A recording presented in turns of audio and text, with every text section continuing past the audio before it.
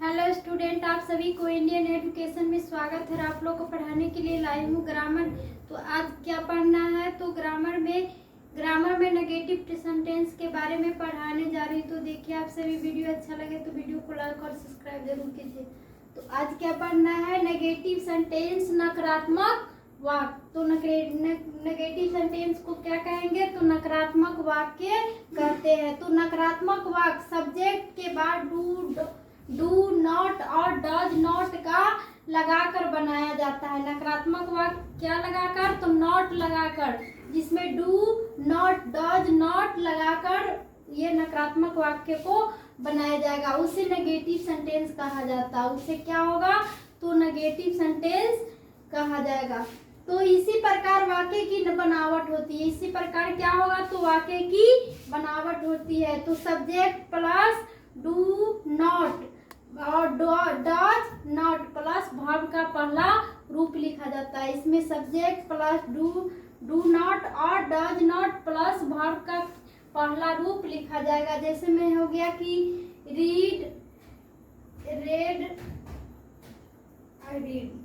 तो इसी प्रकार क्या हो जाएगा, तो रीड, रेड, ईट, एट, ईटेन। तो ये वर्ब का पहला रूप है, ये वर्ब का दूसरा रूप है, ये वर्ब का तीसरा रूप है। तो ईट होगा,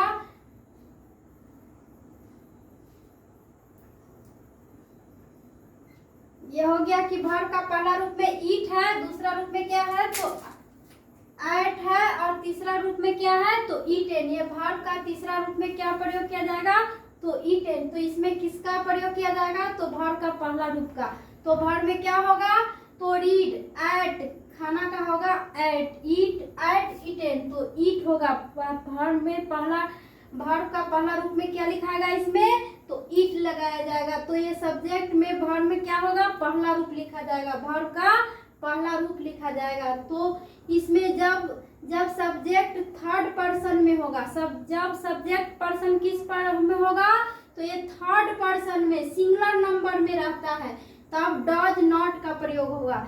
जब क्या होगा, सब्जेक्ट थर्ड पर्सन में रहेगा तो सिंगुलर नंबर में, तो सब्जेक्ट में किसका प्रयोग होगा, तो डज नॉट का प्रयोग किया जाएगा। किसमें, तो थर्ड पर्सन में, वह, राम, सीता, ये सभी में किसका प्रयोग किया जाएगा, तो डज नॉट का प्रयोग किया जाएगा। और अन्य सब्जेक्ट के साथ क्या प्रयोग होगा, तो डू नॉट का प्रयोग होगा। अन्य जितने होगा, मैं, हम लोग, आप, तुम, ये सभी में किसका प्रयोग होगा, तो इस सभी में डू नॉट का प्रयोग होगा। तो मेन वर्ब में एस और ईएस नहीं जुड़ता है। मेन वर्ब में क्या होगा, एस और ईएस नहीं जुड़ेगा। तो सी नंबर क्या है कि डू नॉट को डोंट और डज नॉट में क्या कर देंगे, तो डोनेट कर देंगे। डू नॉट को डजेंट में, ये डजेंट भी लिख सकते हैं, डज नॉट को डजेंट भी लिखा और बोला जा सकता है। तो ऐसे प्रयोग का प्रयास स्पोकन इंग्लिश में विशेष रूप से ही होगा। ऐसा प्रयोग कब होगा, तो स्पोकन इंग्लिश बोलने के लिए किया जाएगा।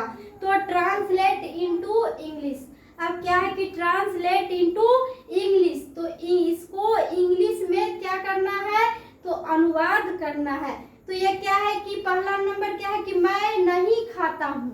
पहला नंबर क्या है, तो मैं नहीं खाता हूँ, तो ये सब्जेक्ट है। मैं क्या है, तो ये सब्जेक्ट है, और ये नहीं खाता हूँ, तो इसमें किसका प्रयोग होगा, तो आई डू। सब्जेक्ट के बाद किसका प्रयोग होगा इसमें, तो डू नॉट का प्रयोग होगा। किसका, नकारात्मक वाक्य में किसका प्रयोग होगा, तो डू नॉट का प्रयोग होगा। तो ये हो गया कि, और क्या लिखा जाएगा, वर्ब में इसका क्या लिखा जाएगा रूप, तो पहला रूप लिखा जाएगा। तो क्या हो जाएगा, तो आई डू नॉट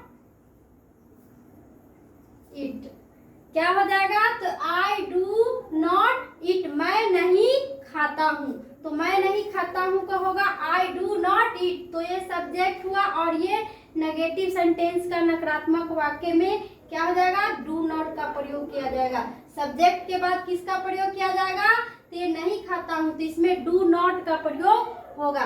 तो राम नहीं खाता है, राम नहीं खाता है, ये क्या है, तो ये थर्ड पर्सन है। थर्ड पर्सन में क्या होगा, तो ये डज नॉट का प्रयोग होगा, इसमें डू नॉट का प्रयोग होगा, तो इसमें थर्ड पर्सन में क्या हो जाएगा, तो डज नॉट का प्रयोग होगा। तो ये हो गया राम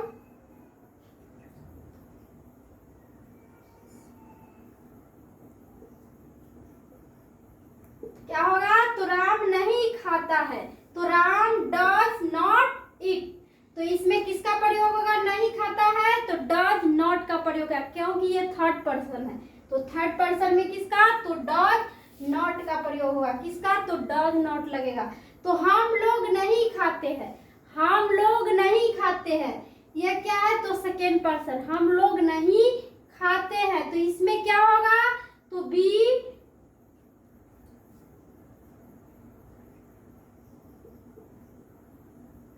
क्या हो जाएगा, तो डू नॉट का प्रयोग है इसमें, तो बी डू नॉट ईट, हम लोग नहीं खाते हैं।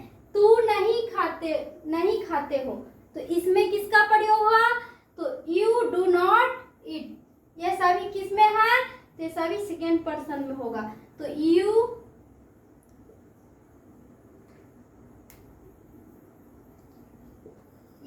Do not eat. अब क्या है कि तुम नहीं खाते हो, तुम नहीं खाते हो, तो इसमें भी क्या होगा, ये भी सेकेंड पर्सन में, तो यू डू नॉट ईट होगा, इसका भी क्या होगा, तो यू डू नॉट ईट होगा, यू डू नॉट ईट। तुम नहीं खाते हो, तुम लोग नहीं खाते हो, तो तुम लोग नहीं खाते हो, तो क्या होगा, इसमें भी वही शब्द है, तो क्या होगा, यू डू नॉट ईट। अब क्या है कि सातवां नंबर, वे नहीं खाते हैं, वे नहीं खाते हैं, तो क्या होगा, they do not eat.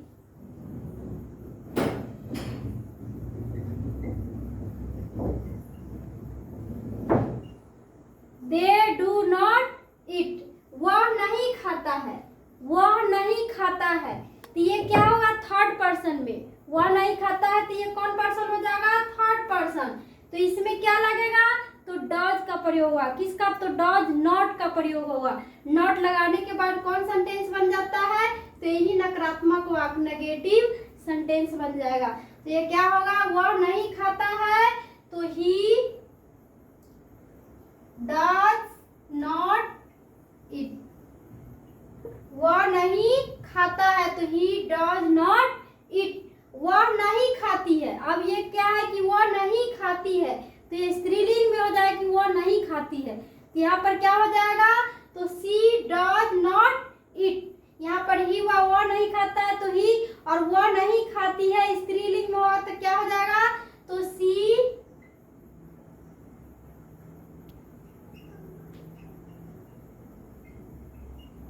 Does not eat.